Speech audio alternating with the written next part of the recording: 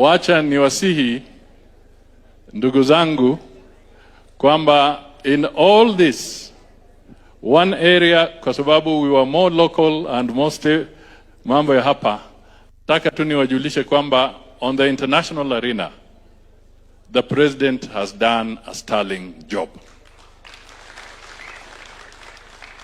kwa kuweka taifa la Kenya katika pahali pazuri ulimwenguni ama duniani kwa mambo ya international relations. The president has done a sterling job.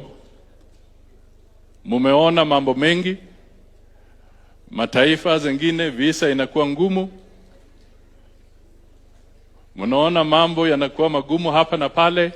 The president has been a source and an inspiration, and we are now regarded as an anchor state, yani taifa ambalo ni lazima ni kama nguzo kwa mambo mengi ya kimataifa.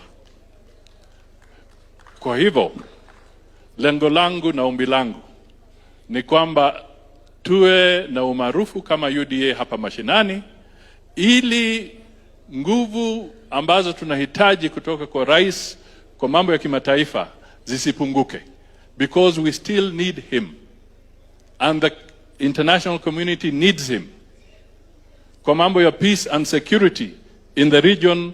Hapa kwa East Africa, peace and security is necessary. Kwa mambo ya kimataifa, African Union, yeye ndio champion wa African Union kwa mambo ya reform.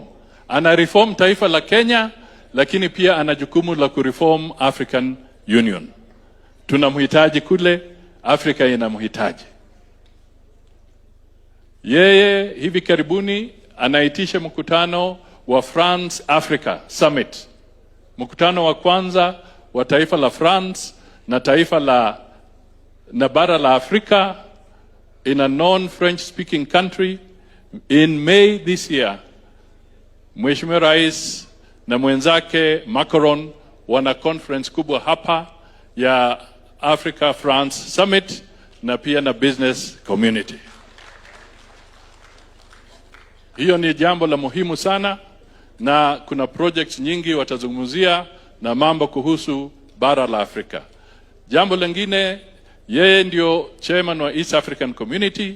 Hivi karibuni atakuwa na summit tena, apeane sasa ushukani kwa mwenzake kutoka East African Community.